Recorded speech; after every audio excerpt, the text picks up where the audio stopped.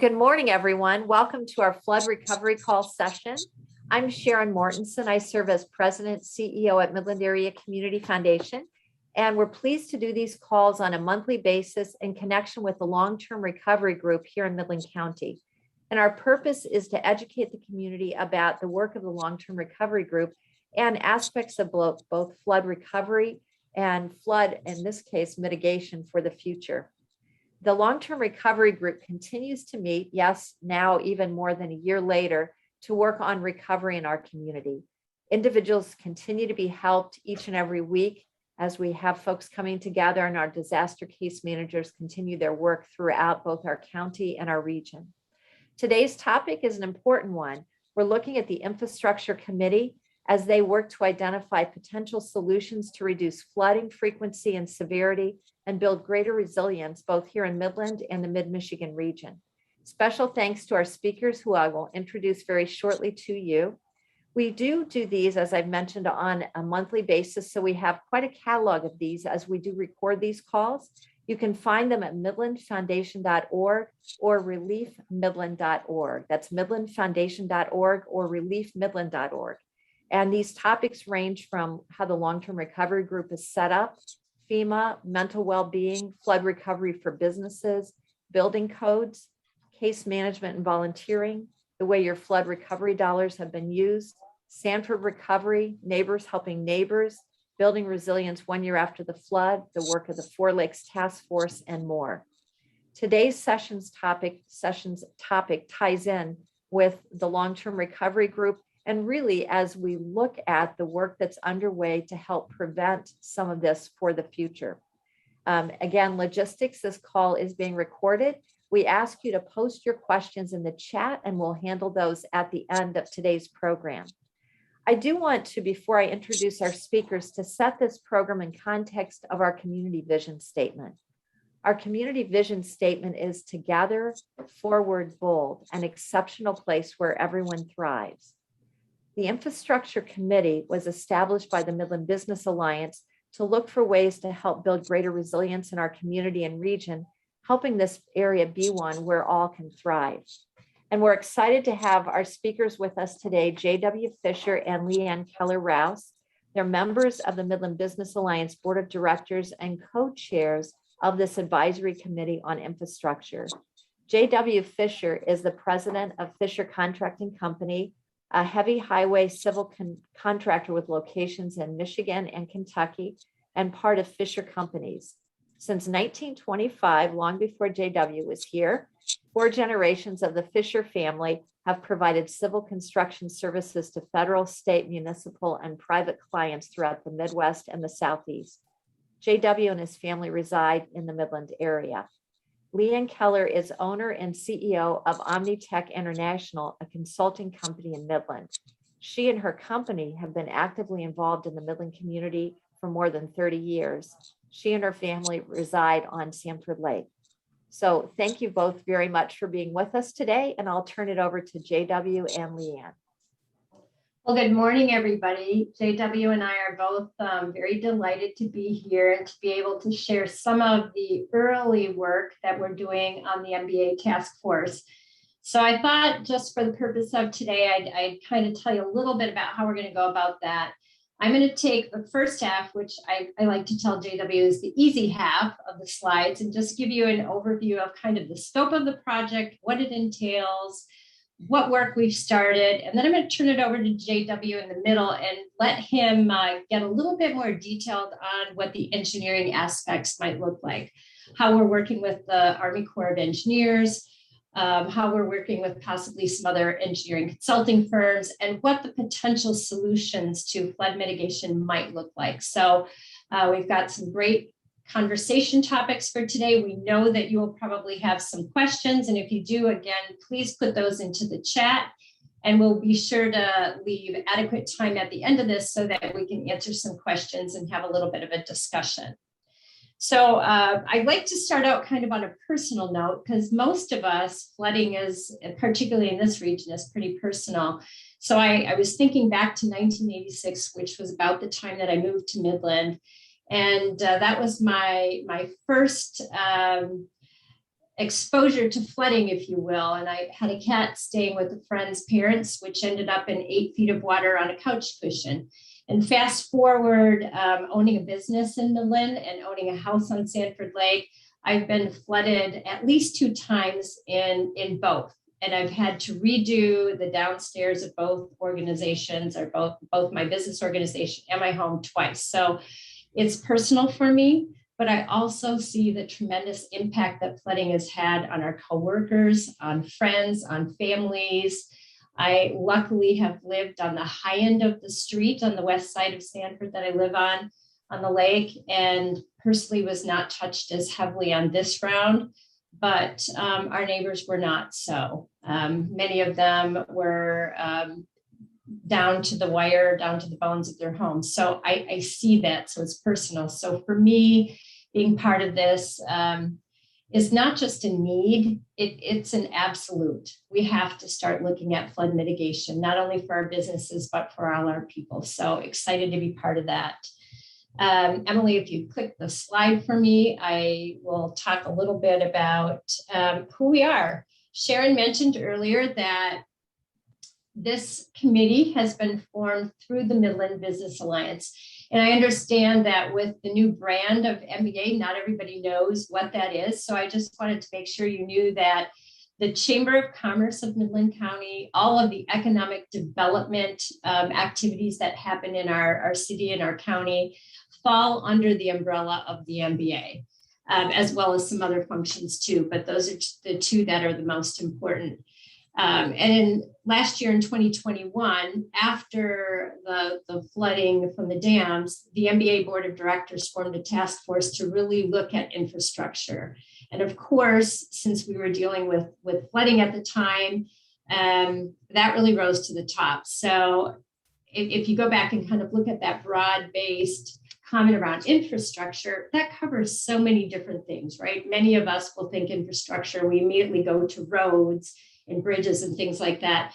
But in terms of flooding, infrastructure can be many different things. And we're going to get into kind of the specifics of that as we move forward. But it all ties to what Sharon alluded to is the quality of life for individuals and the economic vitality of our region. And that really was the primary focus of the Midland Business Alliance and how we're moving towards flood mitigation as part of this infrastructure committee. So that's how it was born. We have a small committee to start with, and we'll show you the members of that on the next slide in just a few minutes. But I just wanted you to know that it's a broad range of individuals. Some of us have business backgrounds and engineering backgrounds. Some are connected in with legislation. We're all in it to make sure that we get the very best solution for this, for the community.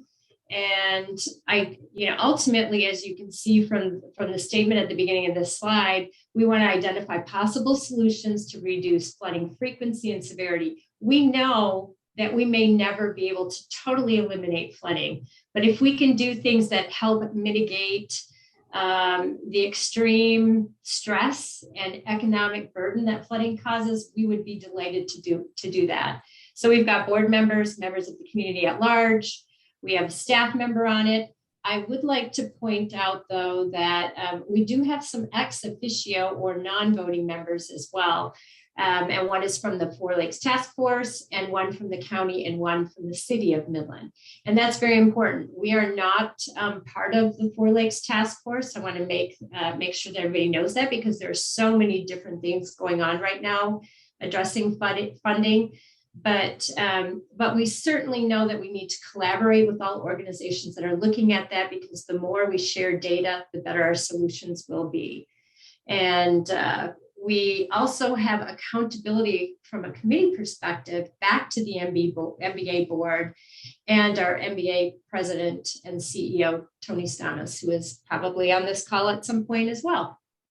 So the only other thing I would point out is that when we say the word voting, I think some people think that we've got this small group of folks that are going to make all these huge, giant decisions, and we're just going to vote for a solution and it's going to go forward. And that's just not the way it works when we're looking at big infrastructure solutions. I mean, we have to coordinate with other counties. We have to coordinate with governments, governmental agencies, locally, statewide, maybe even nationally in some cases. So these are not simple votes done in a closed room. This is a infrastructure committee that will maybe be voting to go a certain path or direction, or to make sure that our processes are sound and are collaborative and are transparent to the community. But we do not have the say to spend $500 million. So I just wanted everybody to know that as well. You'll see up on the screen the members of our committee. That certainly is to start with, but we have been very open and know that we will have to pull in others as this journey continues. So that may change over time. Next slide. So infrastructure is a rather large topic if you look at it. And we knew we had to focus in on a couple of areas that would give us the most bang for the buck right off the bat. And so we started to look at the best ways to work with our local, state, and federal partners, because we know that funding for some of these solutions, funding, quite honestly, is going to be quite large. It's not a $50,000 solution, although some small things might be. But we needed to set the groundwork to work and understand and know how to work with those organizations as we move forward. So that's been one of our initial tactics. We also knew that we wanted to address longstanding flooding issues across the region, not just within Midland County, and we would have to be working across lines, geographical lines as well. So ultimately, our focus has been on looking at some of these legacy challenges that severe flooding has caused Midland County and the surrounding areas. But we also know that within the city of Midland, we have had some sanitary sewer issues as well, which I've experienced in our work building as well. So I know what that's like. And that is a significant priority. So both of those things hand in hand are what we're looking at this point. And you can flip to the next one. So I know many of you have been around here and you've all had experiences and have seen what flooding does to our region. But just to kind of share sort of that platform back, 2020 was pretty devastating for everybody with the dam failures. It was so big. But we've had flooding in 86, 96, 2013, and 2017, and before that as well. And I like to tell everybody, when I first came here, I kept hearing hearing things referred to as this is, a 500-year flood, we'll never have it again. But we've had 5 of them, and it's not been in 5 years or 500 years. So obviously, they're for many different reasons, not just rain, including, the dam failures, but flood emergencies are becoming a little bit more frequent, and that should raise our concerns. Just in this past event in 2020, we had 10,000 people evacuated, more than 2,500 homes were damaged, some were destroyed, and we were a major disaster declaration. And I think all of us on the committee have stepped back and said, we don't want to see us have to be a major disaster declaration again. We need to figure out how to do something with this. So that is the most compelling reasons why we have chartered this committee and why we are so engaged. So if we look at reducing the frequency and severity of flooding, it affects a number of different things, but paramount is the economic growth across the region. We want to stay vital. We want people to elect to keep businesses here. We want people to move in here with new businesses. We want homeowners to continue to buy property. We want people to live here safely. We want our healthcare system to be strong. We don't want that to shut down in the case of a flood.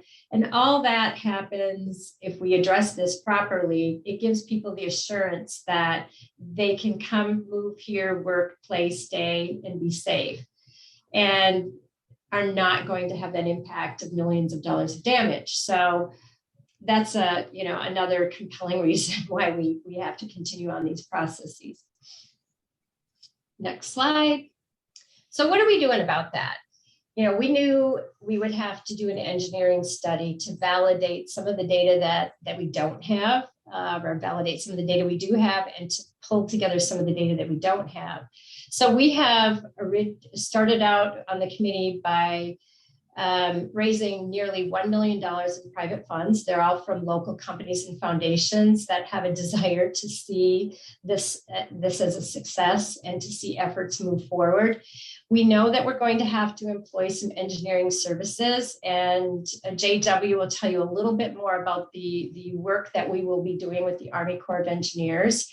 But we probably most likely will have to hire some other engineering firms, either one or more, to supplement the work that the Army Corps of Engineers is doing. So we are trying to plan for that. We've done a little bit of it already.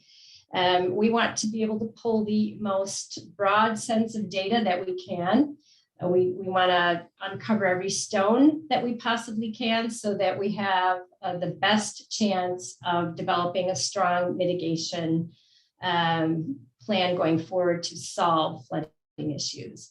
So that $1 million sounds like a lot of money, but when you're starting to work with engineering studies, it doesn't go that far. So we're already working with our legislators to look at and forecast out what some of the plans might be and what the solutions might be, so that we have a pathway to getting funding quicker than waiting for many, many, many years.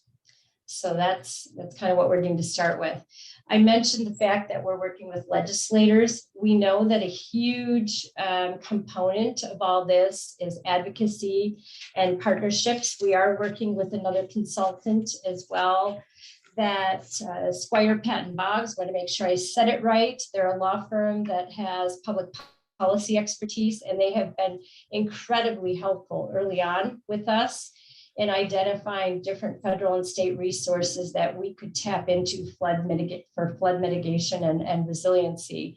We'll continue to work with them, as well as AMPM, which is a local communications firm, so that we set ourselves up to be able to get the best funding sources that we can. We know we also have to work with lots of people locally on a statewide and on a national level as well. So we're kind of developing our path for that. We speak regularly to the city of Midland, to Midland County officials. JW probably hit on this a little bit when you see how expansive this project could be, but we're going to have to start working with our counties that are surrounding Midland as well. We'll be working with FEMA, the USDA, NOAA, EGLE, and of course, making sure that we kind of work parallel to some degree along the Four Lakes Task Force, so that we're sharing data that either one of us collects. Next slide. We are heavily involved in community involvement and communication at this point, which is one of the reasons that we're here speaking with all of you today. We want people to understand what this infrastructure committee is doing and what the work is. I think we've been in the Midland Daily News probably 10 times in the last month. We are almost every week putting in some type of an update so people see a wide level of communication. The MBA website, which you all have access to, will have all of the initial reports on it. We have a fact sheet that has quite a lot of information that kind of mirrors what we're talking about today, but in a lot more detail.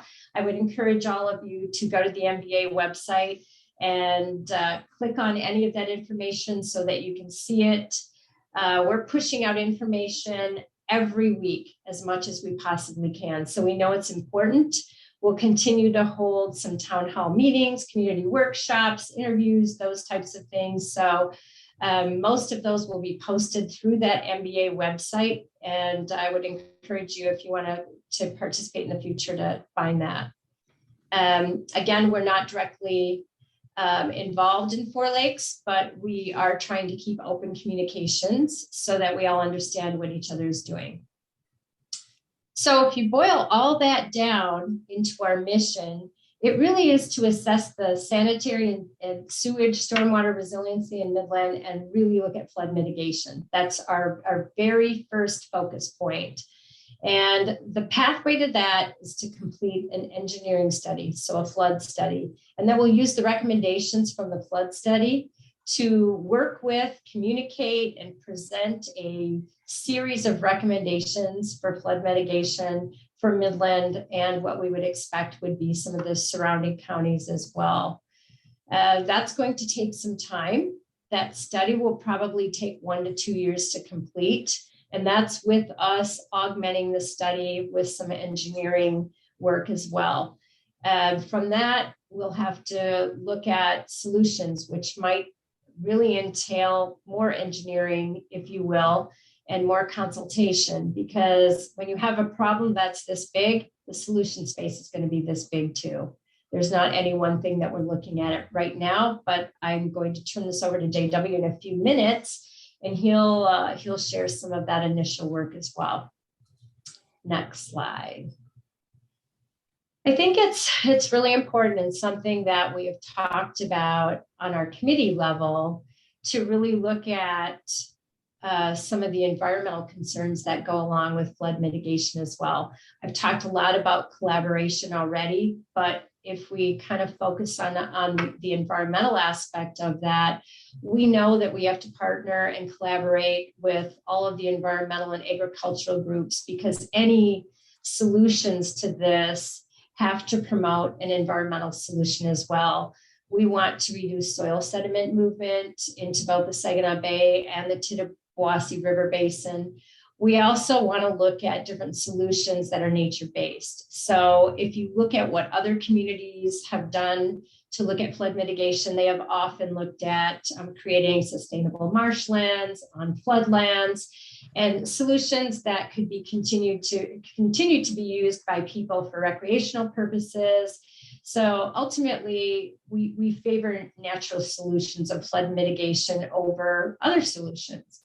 And we want to preserve what we already have, which next slide really starts to look at conservation as well. And, preserving all of our natural areas, because that's really important to us as a state and as a region. And ultimately, it means looking at clean water. We don't want to make our water sources worse with the solutions that we're putting in place. So those are some of the governing principles that we're governing as we look ahead. And they are certainly solutions that we are embedding into any RFPs, et cetera, as we start to look at the solution space. So I'm going to end with just kind of talking about the geographic scope, because I think sometimes when we live in our own county, we look at how it impacts us. And it's interesting when you can kind of look back at the map of how big and enormous this watershed is. So flip to the next page and I will share with you a quick little map of that. I know this is small, and again, we'll have the slides available on the MBA website. And if Sharon's group wants to send them out as well, we can do that.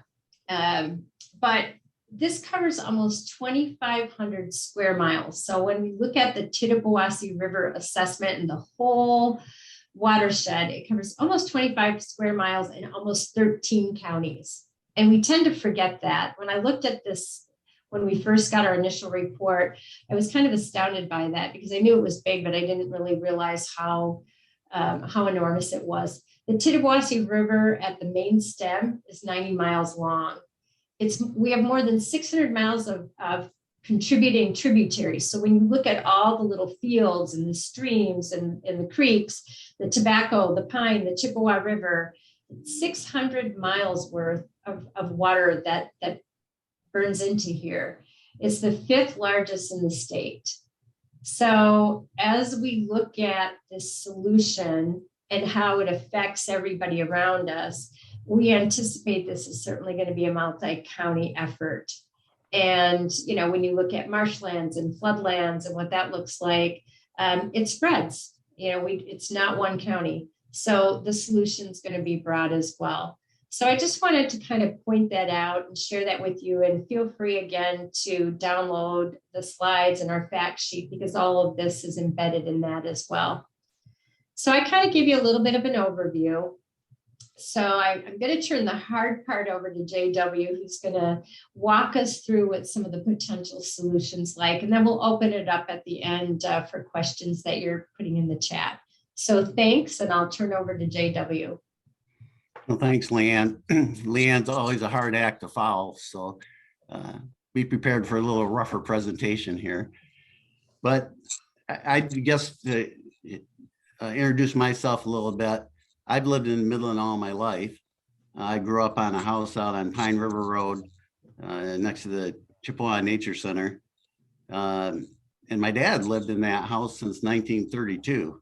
So when 1986 came along and we had that massive flood, that was the first time since he had moved into that house that he had gotten more than just a little bit of water in the basement. So it was a unique event. And I can remember as we were paddling my mom up to Gray Road on a canoe, Dad saying, well, you know, this is a 200-year event or 300-year event. It's never going to happen again in my lifetime. But he wasn't right. It did happen again in his lifetime. He's passed now, but it's happened a couple times since. So the frequency seems to be increasing, and where we didn't do anything after the 1986 flood, because I think everybody genuinely believed this was a once off. It's something that's going to happen only once every 200 years. We now know better. And I often think this is a long process that we're engaged in. It's probably a decade or more if we succeed in getting funding for solutions. But I think, gee, if we would have started this 34 years ago, we may have saved ourselves some of the pain and suffering that resulted from the floods that have followed. So any solutions we talk about now are pretty speculative.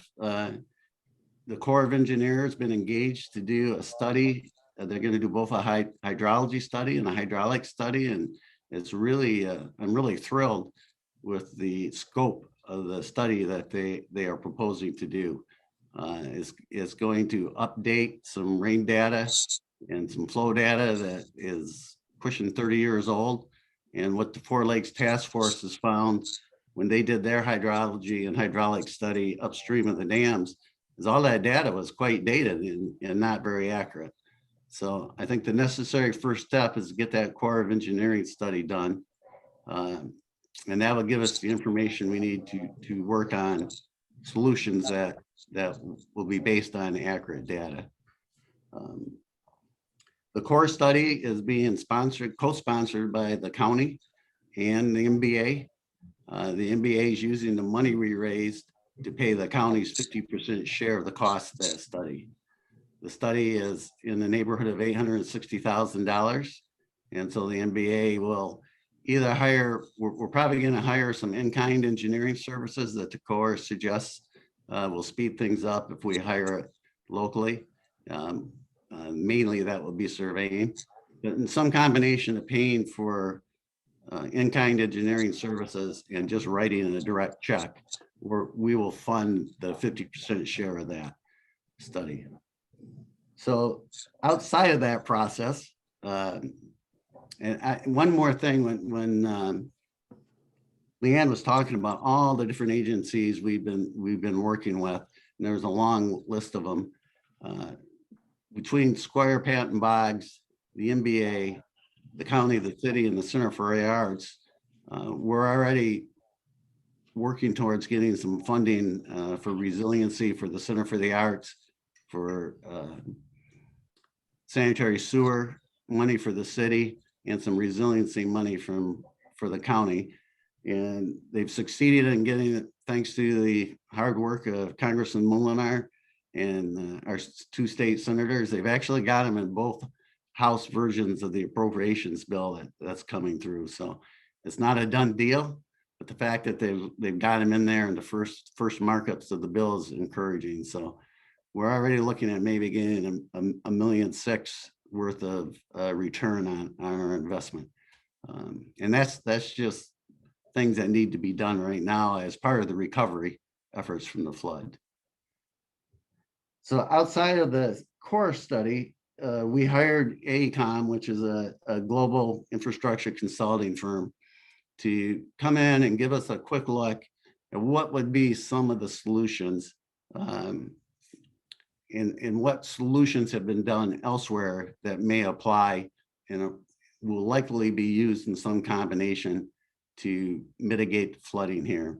Again, we always stress we're not out to eliminate the flooding. We know that's not possible. We can't predict what Mother Nature is going to do. But we're talking about hopefully reducing the frequency of it and reducing the severity of it. And so we're going to go through now some concepts that have been used elsewhere successfully, and probably in some combination will be the solutions that we find for this problem. And then at the end of the day, we will probably we can do some things. We can take inches off a flood event, or we can take a foot off a flood event, and that will inform other decisions that the city and the county will have to make as far as resiliency, maybe zoning ordinances and different building codes. So maybe we can have structures that can stand a flood and then easily go back to their primary purpose. Certainly that's been done in the Netherlands and other places that have frequent flooding. So if you go to the next slide, there's really three kind of ways of controlling flooding. There's diversion, where if you're just a locality that receives, like we do, too much water, you can divert the water to run around you. That's probably not practical in this case for several reasons, not least of which, whatever we do to control our flooding, we can't increase the flooding downstream or upstream, right? What we do has to help everyone. And then the most likely big solution would be large scale detention. And this would be expand and rehabilitate wetlands. You know, normally as a contractor, I'm always on the side of we need to drain swamps and build parking lots and put in farm tile. And over time, all that has sped up the speed with which water reaches the rivers.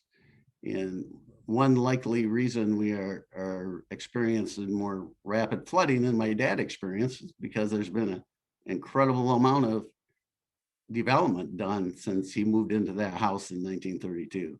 And prior to, I don't know, early 80s, when we started requiring detention ponds and detention facilities for new development, when you paved a parking lot, that water hits that parking lot and it just flies to the river.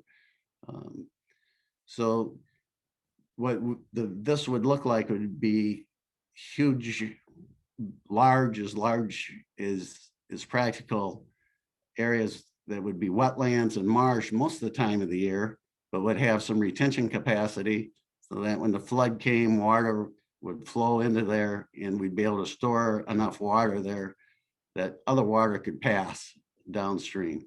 And we've actually done some pretty back of the envelope calculations, and really that looks like about 13,000 acre feet of storage. So you just think an acre foot is 1 acre of land with a foot of water on it. So, and what that 13,000 acre feet would do would have kept the 2017 flood level from cresting 30 feet. And that's just an example. It's not a goal, but it's just kind of gives everybody a seat of the pants. Well, what is the magnitude of what we're looking at? And then there are other reasons things flood. When areas north of US 10 flood on the Sturgeon River, it's usually not because the river is backing up. It's because they've gotten a local rainstorm so intense that the water can't get away fast enough. So I think 2-3 years ago, there's severe flooding north of 10, and the river never flooded, and there wasn't flooding south of 10. That's because the Sturgeon Creek just couldn't pass water fast enough. And that's usually a hydraulics problem. Maybe bridges have been built that are too narrow, or the creek's been allowed to grow in so it can't pass water fast enough.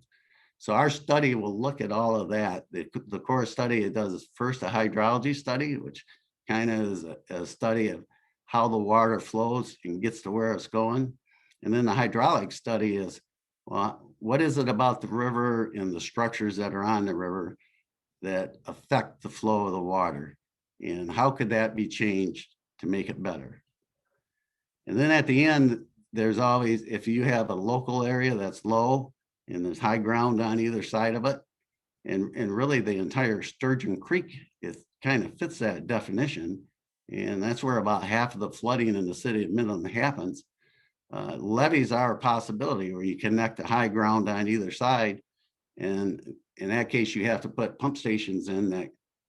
So the levees will keep the river from backing up, but then you have to have pump stations big enough to handle the flow of the creek. So all these things are possibilities. They've all been used successfully elsewhere in different combinations. And I'm always remind myself not to guess what the study is going to tell us. But these are the sort of things that we're probably talking about. And when it comes to retention, that retention can be anywhere upstream. And then anywhere downstream of that retention will benefit. So I guess we can go to the next slide. Here's just some examples the ACOM gathered up for us to show kind of what I'm talking about. In this case, what was essentially a drainage ditch was widened out to provide retention. In non-flood times, it provides a nice park and area for wildlife. And so it has some benefits other than just flood control. So you can go to the next one. This is a Meadowlands project, very similar. This is, again, a detention project. And in this case, it's got some flood stations and pumps to keep local areas from flooding. And again, it's created, it's got amenities and benefits over and above just the flood control. Next slide, please. This is a small example of a detention pond. It's not that small, but this is very similar to what I envision will have to be done upstream. This one handles up to 1,680 acre feet of water. So our rough estimate is we're going to need 8 to 10 times this much detention in order to really take some feet off a major flood event. But again, we're not reinventing the wheel here. People have been building these nature sensitive and actually environmentally friendly flood control structures for years now. And I think with the Corps of Engineers' help and some additional engineering services, we're at the end of this 2-year process, we'll have some possible solutions that we can present to the community. And some of those solutions may be up in Isabella County or even further west and up in Gladwin County and Clare County. And we will have to start reaching out to those counties. And some of those, like Clare, experiences some severe flooding. Mount Pleasant has experienced some severe flooding. So hopefully if these detention ponds are far enough upstream that it will benefit those communities also. So we're just getting started. This is kind of one of those processes where you don't know what you don't know until you just kind of square your shoulders and start working. We've learned a lot since we started, and I'm kind of looking forward to seeing what the Corps of Engineers comes up with. They've been tremendously cooperative and user-friendly. We've asked them to extend their scope a couple of times, and they have. Of course, there was a price tag attached to that, but it's been very reasonable and very, very user-friendly group from the Corps of Engineers. I look forward to working with them.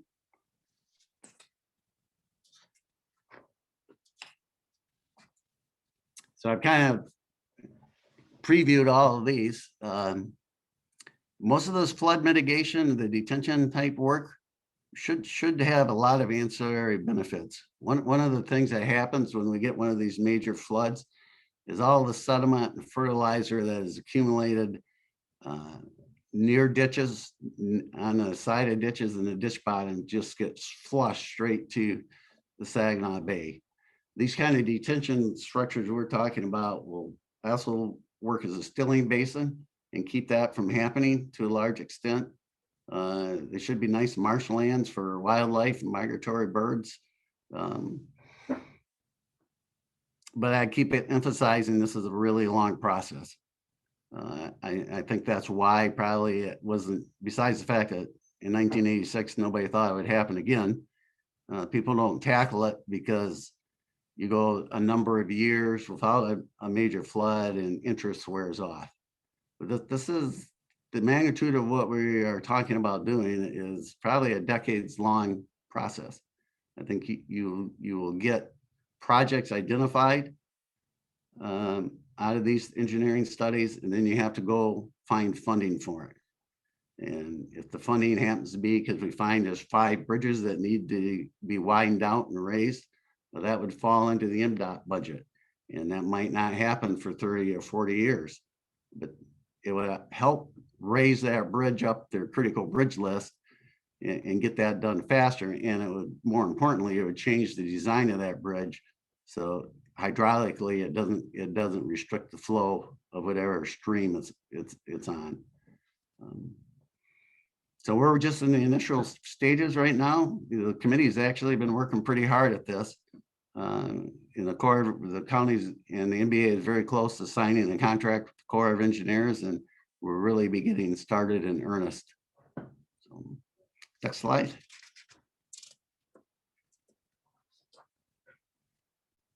So when the Corps is done, they will have some suggested projects. We are going to have to hire some engineering to go along concurrently with the Corps study to look at probably available land or land that would be suitable for these kind of detention projects.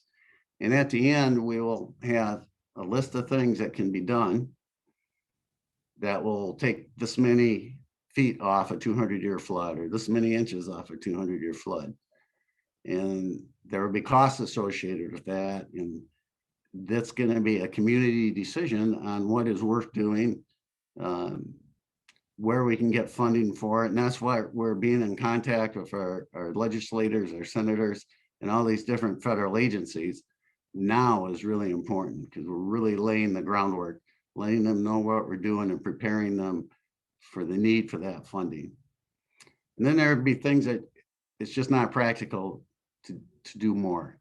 And then that's where the city and the counties can decide, okay, well, we got these 10 houses here and there's just nothing we can do to help them. What decisions do we make? Is there zoning laws we need to change, or are there building codes that need to change? So it's a very long-term effort, and we're just taking the first steps right now. So we're working hard to keep you informed. We know this can be sensitive, and in the end, it's going to be discussions amongst many communities. I'd say I often describe our work as consisting of 3 different legs. The first and the most necessary step is this Corps of Engineers engineering study. The second is laying the groundwork so that when that study is done and we actually identify solutions, we can find money to pay for them. Because absent that funding, it'd be nice information, but it won't do anybody much good. And then our third leg is communication. We really are committed to transparency. We realize we aren't perfect. We make mistakes, we'll get them out there and we'll get them corrected. If there are things we can do better, we will do them better as soon as somebody tells us about it. So, is there another slide? Okay. All right. Well, thank you, JW and Lee. I did have some comments and questions right here. One comment was on the membership of the committee that there isn't a representative for the downstream or flooded residents. Is that something that is being looked at by the committee? Yes. So generally, once we get this core study going, then we have to expand kind of like our circle that's on the committee, and it'll have to come from downstream communities and upstream communities, because everybody's going to be involved. Right now, we're just trying to get this necessary first step off the ground. But yes, absolutely. Okay, great. Great. A And bunch then, of us on the committee have been flooded personally, so we do have some representatives of flooded residents.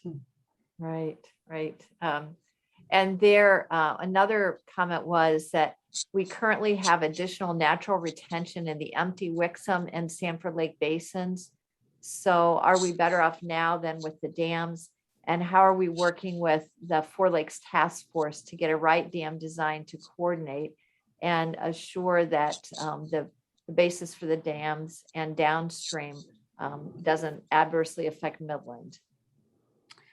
So I'm not sure that the first statement was true, that we have some natural detention. We're with the dam gone, we pretty much have run a river. What comes in just flows through and goes down downstream. I don't see that we have any natural retention there. The second question is, yes, we are working with Four Lakes to see if there's a way the dam can be operated to help us. It's a little more complicated than it first appears, mainly because that depends on good forecasting. But Dave has committed to operating the dams in a responsible manner. Typically, the dams, especially when you're not generating electricity, are really like a big bathtub. Once it fills up, the water that comes in goes over the dam, and you're still at run of river.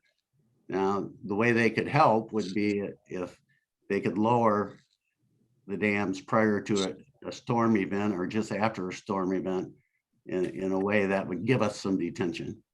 And I dance around that because I'm at the limits of my expertise with that explanation there. But that's being looked at. It is. All right. Another question is, given the current money in the federal infrastructure bills, what are your thoughts on future funding possibilities? It seems like, and I think this comes out of the fact that there is a lot of money flowing right now, and knowing that the solutions have not yet been identified. Can you just share some thinking on that? We can. So what I have ACOM working on kind of a spending, a likely spending scenario for the legislatures. And the way it would really work is you start laying the groundwork, and they will appropriate money for a certain purpose in a short period with language that says that future funds in some amount will need to be appropriated in the future. We're not likely to get $300 million put in our bank account today, but we're hopefully getting enough money to fund the studies that we need to get done and lay the groundwork for future appropriations. Square patent bogs that's really what they're doing, and they're working ferociously. And Congressman Mulinar is working diligently at getting done what can be done. I don't think we're going to get a $300 million check to stick in the county's bank account, but they may appropriate money that assumes that more money will be appropriated when the time comes. They lay the groundwork for it. Did I say that right, Leanne? Yeah. I was looking for the right MBA MI access point to post in the chat too. I think we're just at the beginning stages of trying to figure out all the funding. What we're hearing from our consultants, though, is that we are on everybody's radar. In fact, that's been pretty much my focus the last 2 weeks, is making sure that we've got letters of invitation to every one of our legislators, that we're looking broadly at all of the potential pipelines of finance that could help. And the one thing I think we're finding too is coming out of this post-COVID and post-natural disaster is there are tons of funding mechanisms that are popping up every week that we have to go down and try to find and understand. So forming those relationships are going to be the first step, and making sure that, and it's, you know, it's not one of those things where we get to make a decision and we know about it in a day. It's complicated. It takes a lot of way more decision making than I ever thought. Thank you. Another question, a couple more here. Another question is, the examples that you shared, how successfully have they been in helping those communities? Have they been tested where the effectiveness of them has really been able to be studied? So a couple have been tested, and then of course, a couple have to await the next major rainfall event before we know where they work. One of the benefits of the detention method is if you're wrong and you're underbuilt, you can always go back and build more. And they can also be modeled at a lesser rain event. So they're all based on empirical models that can be tested to see if they're performing as expected under a smaller rain event. But if it turns out that you're wrong and you need more, there's nothing to keep you from going back for more. And at least on the detention side. Right. And I did want to share, there was a kind of a kudos to you also. It said, Lee and JW, thank you for your efforts. We're working on the future. Keep up the good work. It does give people who are flooded hope that it will be lessened and in some places eliminated. So just a nice shout out. So I appreciate that. And then there was a follow-up on the extra retention question in the Wixom and Sanford basins, saying if we had a flood at 28 feet level in Midland, then the river would be 15 feet higher throughout the riverbed. And so there would be 15 additional feet of water depth in the Wixom and Sanford basins. So it would provide more capacity versus with the dams where there was 0 extra feet. So I think just an observation and a comment on that, if you wanted to share some thoughts. No, I got you. That is correct. So it's like there's a giant floodplain there that wasn't there before. So that's correct. So I do know that the Corps is looking at with the dams, without the dams. So that would be part of the study. Yeah, we'd hope to see that it's modeled every scenario. Yeah. I know the MBA link doesn't seem to be working outside us. So I made a note to go back to Tony and figure out why that is. I did just test it and I can open it. So Stefan, I think you might be having a problem opening it. So we'll figure that out, okay? I don't think we had anybody try it from Switzerland before. So we'll work on that. Well, it happens many things, like when I like to read the local Michigan and Midland news, Yes. I actually have to go over the certain web page to put my ID that I'm accessing from the US. Otherwise, I can't read the Midland Daily News because it's out of the US. It's blocked. If you want to post your email, I would be happy to email this presentation for you. And if there's something significant on there, and if there's a better link, I could do that too. Okay. Well, the presentation is this. It's also available on the Midland Area Community webpage. Okay, I can access it there. That's no problem. Okay, I just want to make sure you can get it. Okay, thank you very much. Great.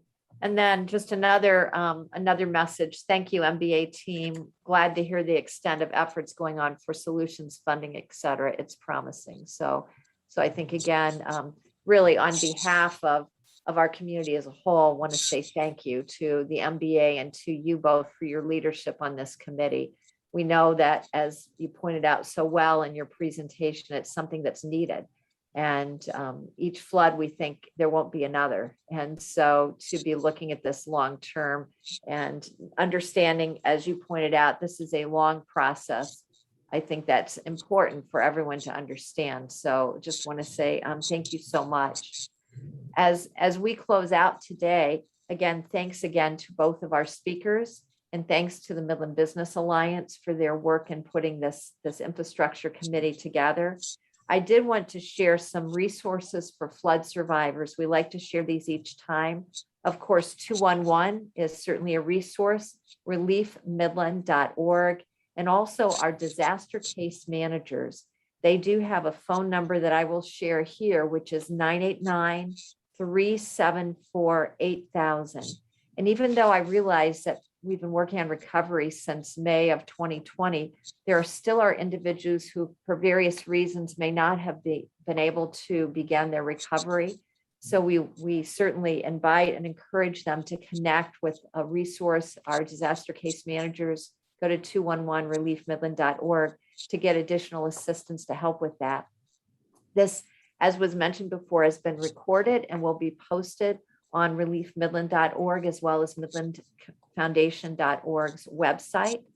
Our next session is September the 9th at 10:30. And we invite you to register for that. And we will be sending out more details on that program here in the upcoming weeks. So again, thank you for joining us today. Thank you especially for Lee and JW. Thank you for presenting today. We really appreciate that. And again, thank you for joining. Have a good rest of your day. Thank you. everyone. Bye. Enjoy your lunch.